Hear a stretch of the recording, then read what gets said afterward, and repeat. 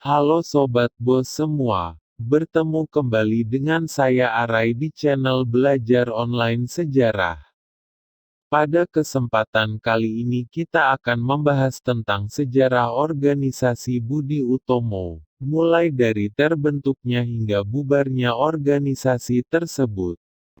Hai Sobat Bos, tahukah kalian kalau Budi Utomo merupakan pelopor organisasi modern pertama di Indonesia? Kira-kira adakah pengaruh Budi Utomo bagi bangsa Indonesia saat itu?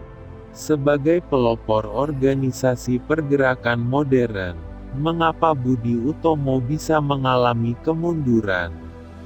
Nah, untuk menjawab semua pertanyaan tersebut, tonton terus video ini sampai habis. Politik etis yang diberlakukan oleh pemerintah kolonial Belanda, ternyata berdampak pada munculnya golongan priai Jawa yang baru. Mereka adalah orang-orang yang berpandangan bahwa pendidikan adalah kunci untuk kemajuan. Dilatar belakangi situasi ekonomi yang memburuk di Pulau Jawa karena eksploitasi kolonial, seorang priai baru, Dr. Wahidin Sudirohusodo mencoba bangkit mengangkat kehormatan rakyat Jawa dengan memberikan pengajaran dan beasiswa.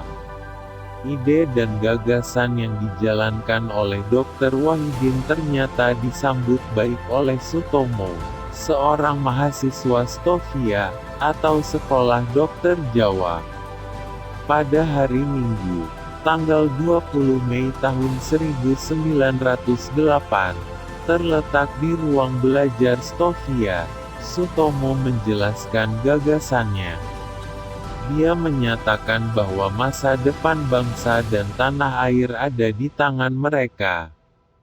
Saat itu Sutomo bersama dengan rekan-rekannya mendirikan sebuah organisasi, yang diberi nama Budi Utomo pada tanggal 20 Mei tahun 1908. Tanggal kelahiran Budi Utomo tersebut saat ini diperingati sebagai Hari Kebangkitan Nasional. Pada zamannya, Budi Utomo menjadi organisasi dengan gaya yang modern. Hal ini diperlihatkan dengan adanya pemimpin dan keanggotaan yang jelas, serta ideologi yang nyata. Kesan modern yang diberikan Budi Utomo saat itu adalah dengan tidak membedakan adanya agama, keturunan, dan gender.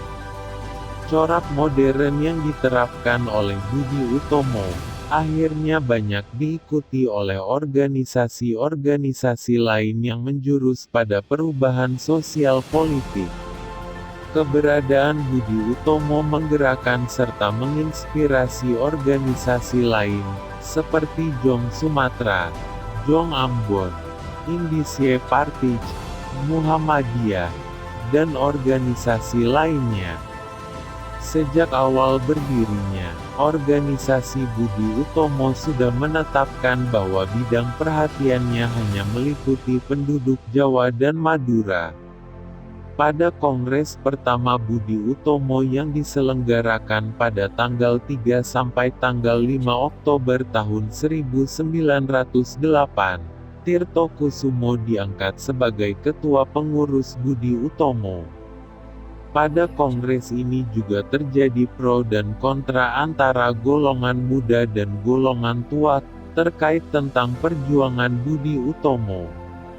Golongan muda sebagai minoritas cenderung menghendaki Budi Utomo berjuang lewat jalan politik, khususnya dalam menghadapi pemerintah kolonial Belanda. Sementara golongan tua menghendaki Budi Utomo berjuang secara sosiokultural. Golongan muda yang berpandangan maju dalam organisasi ini dipelopori oleh Dr. Cipto Mangunkusumo. Dia ingin menjadikan Budi Utomo bukan hanya sebagai partai politik yang mementingkan rakyat, tetapi juga organisasi yang kegiatannya tersebar di Indonesia. Bukan hanya di Jawa dan Madura saja. Sebelum keinginannya terwujud, Dr. Cipto Mangunkusumo mengundurkan diri dari Budi Utomo. Ia lebih memilih untuk bergabung dengan Indische Partij, yang perjuangannya bersifat radikal.